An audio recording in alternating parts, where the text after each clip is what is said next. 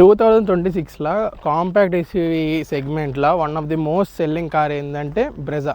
ఇది ఇప్పటి నుంచి కాదు, లాంచ్ అయినప్పటి నుంచి కూడా most selling, every month top 10లో ఉంటుంది సెల్లింగ్లో. అయితే దీని స్పెసిఫికేషన్ చూసుకున్నట్లయితే మనం 1.5 litre petrol engine which produces 101 bhp power and around 130 Nm of newton metres of torque produce చేస్తుంది. ఇది కాకుండా మనకు ఈ వెహికల్లో ఇది విఎక్స్ఐ వేరియంట్లో మనకు ఫోగ్ ల్యాంప్స్ రావు, ప్రొజెక్టర్ హెడ్ ల్యాంప్స్ వస్తున్నాయి, హాలోజన్ బల్బ్ ఉంది, హాలోజన్ ఇండికేటర్ ఉంది, ఫ్రంట్ క్రోమ్ గార్నిష్ ఉంది. దీని వీల్స్ చూసుకున్నట్లయితే 16 ఇంచ్ వీల్స్ వస్తున్నాయి. అది కాకుండా రిమోట్ సెంటర్ లాకింగ్ కూడా ఉంది, ఇదంతా కంపెనీ నుంచే. క్లస్టర్ చూసుకున్నట్లయితే సెమీ డిజిటల్ క్లస్టర్ వస్తుంది. సెమీ డిజిటల్ క్లస్టర్తో పాటు ఇక్కడ 10.25 ఇంచ్ డిస్ప్లే వస్తుంది.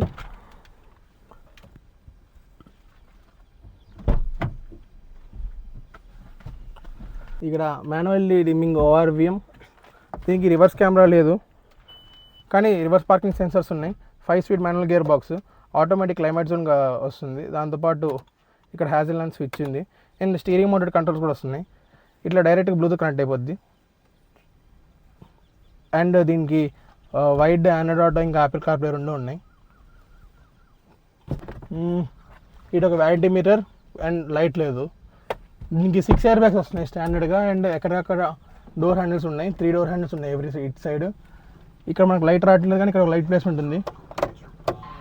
దీనికి అన్ని పవర్ మిర్రర్స్ వచ్చాయి. పవర్ మిర్రర్స్ కాకుండా ఇక్కడ 60/40 స్ప్లిట్ సీట్స్, దాంతోపాటు ఇక్కడ ఆమ్రెస్ట్ విత్ 2 కప్ హోల్డర్స్ కూడా ఉంది. అండ్ ఇక్కడ ఈచ్ ఇండివిజువల్ సీట్కి ఇలా సీట్ క్యారింగ్ కూడా వచ్చింది. రియర్ ఏసీ వెంట్స్ ఉన్నాయి, బట్ ఇక్కడ రియర్ ఛార్జర్ లేదు ఎందుకంటే ఇది VXA కాబట్టి. టాప్ ఎండ్ తీసుకుంటే అయితే ZXలో రియర్ ఛార్జర్ కూడా వస్తాయి. అది కాకుండా దీనికి వెనకాల రిక్వెస్ట్ సెన్సర్ వచ్చింది బూట్ ఓపెన్ చేయడానికి. అండ్ సమ్వేర్ అరౌండ్ 500 లీటర్స్ బూట్కి క్యారింగ్ కెపాసిటీ ఉంది. సో ఇది 60/40 స్ప్లిట్ సీట్స్ కాబట్టి ఇట్లా 60/40 స్ప్లిట్ అయిపోతుంది. బ్యాక్ LED టైల్ ల్యాంప్స్ వస్తున్నాయి. ఇక్కడైతే హాలోజన్ బల్బ్ ఉంది. ఇక్కడ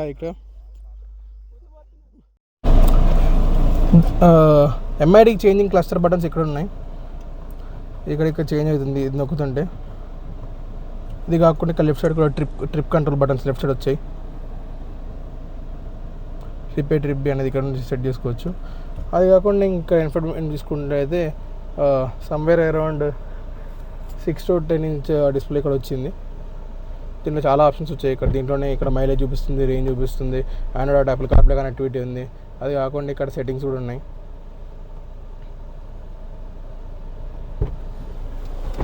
ఇక్కడ గ్లవ్ బాక్స్ ఉంది కానీ ఇది కోల్డ్ కాదు. అది కాకుండా ఇంకా USB, ఇంకా ఇక్కడ ఛార్జింగ్ సాకెట్ కూడా వచ్చింది. ఇక్కడ స్టోరేజ్ ఉంది, ఇక్కడ స్టోరేజ్ ఉంది. పెట్రోల్కి కాబట్టి క్లచ్ మోడ్ లేదో చూద్దాం. ఇది ఓన్లీ పెట్రోల్ వెహికల్ అయినప్పటికీ ఓన్లీ క్లచ్ మోడ్లో లేస్తుంది. అండ్ టార్క్ బాగానే ఉంది ఎందుకంటే అరౌండ్ 130 Nm ఆఫ్ టార్క్ వస్తుంది ఇట్లా. అక్కడ గేర్ చేంజింగ్ ఇండికేషన్ కూడా వస్తుంది స్పీడోమీటర్లో. 5 స్పీడ్ మాన్యువల్ గేర్ బాక్స్. దీనికి ఇక్కడ బ్లూటూత్ డిస్ప్లే ఉంది కాబట్టి ఇక్కడ మైక్ ఆప్షన్ కూడా వచ్చింది. ఎలక్ట్రానిక్ చేంజింగ్ ORVMs వచ్చినాయి with auto manual fold feature. అంటే మాన్యువల్ అంటే బటన్ ఎలక్ట్రానిక్ ఫోల్డ్. ఇది గేర్ బాక్స్ అయితే చాలా మస్తు స్మూత్ ఉంది పెట్రోల్ కార్ కాబట్టి. ఇంజన్ అయితే చాలా రిఫైండ్ ఉంది, అసలు మనకు వైబ్రేషన్స్ ఏం తెలుస్తలేవు. చాలా స్మూత్ అండ్ రిఫైండ్ ఉంది ఇంజన్.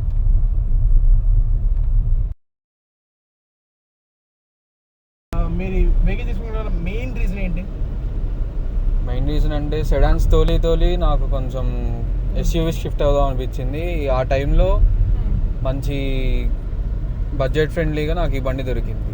మీరు బ్రెజానే తీసుకున్నారు, ఇదే ఆప్షన్లో వెన్యూ కానీ సానెట్ అయితే మనకు డీజిల్ కూడా వస్తుంది కదా. వాటిలో డీజిల్ వస్తుంది కానీ మనకి వెన్యూలో ఇప్పుడు ముందు హెడ్ ల్యాంప్స్ కానీ మొత్తం బండి చేంజ్ అయిపోయింది. దానివల్ల మనకి లుక్ అనేది పోయింది. అది లుక్ లేదని చెప్పి క్యాన్సిల్ చేసా. కియా కూడా ఆల్మోస్ట్ అంతే ఉంది. కియా కూడా దాని లుక్ చేంజ్ చేసింది కాబట్టి దాంట్లో తీసుకోవాలని కూడా లేదు. ఇంకోటి ఏంటంటే దాని సర్వీస్ సెంటర్ మనకు ఖమ్మం ఉంది. ప్రతిసారి సర్వీస్ సెంటర్ కోసం ఖమ్మం అంటే మన పనులకి మనకు సెట్ కాదు కాబట్టి బడ్జెట్ ఫ్రెండ్లీగా మన ఎకో ఫ్రెండ్లీగా మనకి దగ్గరలో ఉందని చెప్పి సుజుకీకి వెళ్ళాను. అది సుజుకీ తీసుకోవడానికి వెళ్ళే రీజన్ ఏంటంటే ఫస్ట్ అయితే మీకు కంపాటబిలిటీ అంటే షోరూమ్ దగ్గరలో ఉంది, సర్వీస్ సెంటర్ దగ్గరలో ఉంది కాబట్టి ఫస్ట్ రీజన్ అది. సెకండ్ రీజన్ ఏంటంటే ఈ లుక్స్ పరంగా. మరి ఇప్పుడు ఇంజిన్ ఎలా అనిపిస్తుంది? మీరు కింద అంటే ఫిగో నుంచి అప్డేట్ చేశారు కదా, మీకు డిఫరెన్స్ ఏమైనా అనిపిస్తుందా ఇంజన్ వైజ్? లేదా ఆ ఇంజిన్ ఫోర్డ్ ఇంజిన్స్ అనేది మార్కెట్లో చాలా బాగుంటాయని మంచి టాక్ ఉంది. అవి ఎట్లన్నా కానీ పెట్రోల్ ఇంజిన్ అయినా కూడా మంచిగా పికప్ అనేది బాగుంటాయని మార్కెట్లో మంచి టాక్ ఉంది. మరి ఫోర్డ్ ఇంజిన్ నుంచి దీన్ని షిఫ్ట్ అయ్యారు కదా, మీకు ఇది ఇంజన్ వైజ్గా పికప్ ఏదైనా మంచిగా ఉందా లేదా ఫోర్డ్ మంచిగా ఉందా అనిపిస్తుందా? ఇంజన్ వైజ్ అయితే మనకి దానికి దీనికి పెద్ద డిఫరెన్స్ లేదు. జస్ట్ ఏంటంటే అది కొంచెం ల్యాగ్ ఉన్నా, ఇది BS6 మోడల్ కాబట్టి దీంట్లో కొంచెం మనకి ల్యాగ్ ఇష్యూస్ అనేది ఏం లేదు. పెట్రోల్ తీసుకున్నారు కదా, ఇది కియా సానెట్ కానీ సెల్టో ఇది హ్యుండై వెన్యూ కానీ తీసుకున్నట్లయితే మనకి పెట్రోల్ అనే టర్బో పెట్రోల్ ఇంజన్ వచ్చేది. ఇది 1.5 లీటర్ న్యాచురల్ యాస్పెక్ట్ ఇంజన్ కదా, మరి టర్బో లేదు కదా, మీకు అది ల్యాగ్ కానీ ఏం ఫీల్ అవ్వట్లేదా?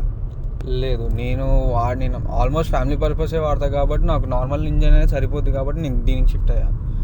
అంటే మరి టర్బో పెట్రోల్ ఇంజన్స్ మంచిగా బాగుంటాయి కదా, అంటే రిఫైన్మెంట్ ఉంటుంది, స్మూత్ ఉంటుంది, ఇంజన్ పికప్ వైజ్ కూడా బాగుంటుంది, ఎందుకంటే టర్బో ఉంటుంది కాబట్టి పర్ఫార్మెన్స్ కూడా బాగుంటుంది.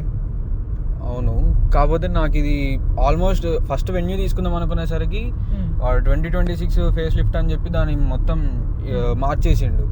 దానికి మనకి ఇంట్రెస్ట్ లేక ఆ మోడల్ నచ్చక అది ఆగిన. కాకపోతే క్రెటా తీసుకుందాం అనుకునేసరికి నాకు ఇక క్రెటా బేసిక్ మోడల్ వచ్చేసి మనకి 11.2 11.3 పడుతుంది. అది క్రెటా డీజిల్ పెట్రోలా? డీజిలే తీసుకుందాం అనుకున్నా క్రెటా అయితే. మ్యాక్సిమం ఇప్పుడు అన్ని డీజిల్ తీసుకుందాము, పెట్రోల్ వేరియంట్ ఎందుకులే అని చెప్పి డీజిల్కి వెళ్దాం అనుకున్నా. కాకపోతే మనం 11.2 పెట్టి మనం బేసిక్ తీసుకుంటే దానికి అసలు ఏమి లేవు. ఓన్లీ ఒక స్టీరింగ్, క్లచ్, బ్రేకులు ఈ తప్పించి ఇంకేం లేవు. అసలు ఒక కార్ అని ఫీల్ కావడం కన్నా ఒక బండి మీద వెళ్తున్న ఫీలే ఉంటుంది దాంట్లో. నీకు ఆల్మోస్ట్ దాంట్లో ఆడియో సిస్టమ్ లేదు, నార్మల్ ఏదో బేసిక్ ఓల్డ్ మోడల్ 800 నడిపిన ఫీలింగ్ ఉంది దాంట్లో. అందుకే నేను దానికంటే ఇప్పుడు అదే 11.7 దీనికి పెడితే నాకు మిడ్ వేరియంట్ వచ్చింది, దాంట్లో స్క్రీన్ వచ్చింది, అక్కడ క్వాలిటీ బాగుంది, స్టీరింగ్ కంట్రోల్స్ వచ్చినాయి. ఇన్ని ఫీచర్స్ దీంట్లో 11.2 అది 11.2 పెట్టి అన్ని ఫీచర్స్ రావట్లేదు దీంట్లో 11.7. దాని నుంచి దీనికి వస్తే మనకు అప్డేట్ ఏం వస్తుందంటే పవర్ మిరర్స్ వస్తున్నాయి.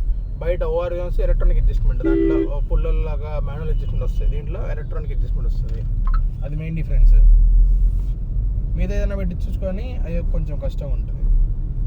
సో ఇప్పుడు ఈ డిఫరెన్సెస్ వల్ల ఇది తీసుకున్నారు అంటున్నారు. అవును. మరి ఈ 3 daysలో మీరు ఏమన్నా నెగటివ్స్ ఏమైనా అబ్జర్వ్ చేశారా వెహికల్లో? లేదు. అంటే నెగటివ్స్ కానీ ఏం అనిపించలేదా? ఏం లేదు. సస్పెన్షన్ పరంగా కానీ మనకి ఆన్ రోడ్ వెళ్ళే స్మూత్నెస్కి ఓకే బెటర్. మనకి కాంపాక్ట్ SUV కింద ఇప్పుడు మనకి 11 lakhs ఆల్మోస్ట్ 12 lakhsలో మనకి ది బెస్ట్ కార్ అని నేను చెప్పగలను. ఇదే ప్రైస్ పాయింట్లో కియాలో మనకి ఇంకా ఎక్కువ ఫీచర్స్ వస్తాయి కదా? అవును, నేనేమంటున్నా అంటే ఇప్పుడు కియా తీసుకోవడంలో ప్రాబ్లం ఏం లేదు. కాకపోతే అది మనకి ఏంటంటే సర్వీస్ సెంటర్ దగ్గర అనేది లేదు కాబట్టి నేను ఆ పాయింట్ ఆఫ్ వ్యూలో నేను ఆగిపోయా తీసుకోకుండా. మరి హ్యుండై ఉంది కదా మనకి ఇక్కడ కొత్తగూడెంలో, హ్యుండై తీసుకోలేదు? ఇక అదే క్రెటా నాకు ఈ వెన్యూ మోడల్ నచ్చక నేను ఆగిపోయాను. వెన్యూ అసలు మీ లిస్టులో తీస్తారు, ఆ మోడల్ నచ్చక వెన్యూ లిస్ట్లోకి వెళ్ళి తీసేసా. ఆల్మోస్ట్ ఒకవేళ మనం ఏమన్నా బై లక్ ఛాన్స్ ఉండి మేనేజర్ గారితో మాట్లాడిపించుకొని ఓల్డ్ మోడల్ 25 ఫేస్ లిఫ్ట్ తెప్పించుకుందామన్నా కూడా ఛాన్స్ లేదన్నారు. దానివల్ల నేను ఇక 26 ఫేస్ లిఫ్ట్ నాకు నచ్చక నేను సుజుకీకి వచ్చా. ఇప్పుడు ఒకవేళ మీరు ఇక్కడ కాంపాక్ట్ SUV కాకుండా ఒకవేళ సెడాన్స్ అయ్యి ఎందుకు చూడలేదు అంటే, మీరు ఇంతకుముందు మీది ఫిగో ఉండేది, అది మనకి చిన్న కారు కదా, సో ఫిగోలానే ఇక్కడ టియాగో కానివ్వండి ఇలాంటి చిన్న లైక్ హ్యాచ్ బ్యాక్స్ చూడాల్సింది కదా, స్విఫ్ట్ కానీ ఇలాంటివి. నేను ఫస్ట్ సెడాన్ తీసుకుందామని షిఫ్ట్కి వెళ్ళా. ఇదే 11 lakhsలో మనకి షిఫ్ట్ టాప్ ఎండ్ వస్తుంది. కాకపోతే ఏంటంటే ఫ్యామిలీ పరంగా ఇన్ని రోజులు సెడాన్లోనే తిరిగాం కదా, కొంచెం అప్గ్రేడ్ అయిదామని చెప్పి వాళ్ళ SUVకి అంటే వాళ్ళు వచ్చి ఫస్ట్ నేనైతే కన్ఫర్మ్గా డిజైర్ అని చెప్పేసా. సెడాన్ కన్ఫర్మ్ అని చెప్పి నేను డిజైర్ చెప్పా. కాకపోతే వాళ్ళకి SUV ఇది బాగుంది బండి అని చెప్పి దీనికి షిఫ్ట్ అయ్యారు. అంటే పెద్ద వెహికల్ కావాలని చెప్పి గ్రౌండ్ క్లియరెన్స్ ఎక్కువ ఉంది మన సస్పెన్షన్ పరంగా, గ్రౌండ్ క్లియరెన్స్ పరంగా. ఏంటంటే మనకి సెడాన్లో కొంచెం రేర్ సీట్స్ అనేది కొంచెం ఇరుకుంటాయి. ఇది ముగ్గురు కూర్చున్నా కొంచెం కంజెస్టెడ్గా ఉంటాయి. ఇదంటే కొంచెం మనకి బల్క్నెస్ ఉంటుంది, బాడీ చూడడానికి కూడా కొంచెం గంభీరంగా ఉంటుంది కాబట్టి పేరెంట్స్ అనేది సెలెక్ట్ చేశారు మనకి. సో వెనకాల సీట్ కంఫర్ట్ మంచిగా ఉంటుంది అంటున్నారు. చేస్తారా కార్ని? కన్ఫర్మ్ సజెస్ట్ చేస్తా. అంటే నార్మల్గా వాళ్ళకి బడ్జెట్ ఫ్రెండ్లీలో కావాలి అనుకుంటే ది బెస్ట్ బ్రెజా తీసుకోవడం. బడ్జెట్ ఫ్రెండ్లీలో అండర్ 12 lakhsలో అండర్ 12 lakhsలో మీకు కార్ కావాలంటే, మీకు ఈ ఫీచర్స్ అన్నీ కావాలంటే బ్రెజాకి వెళ్ళడం బెస్ట్ చాయిస్.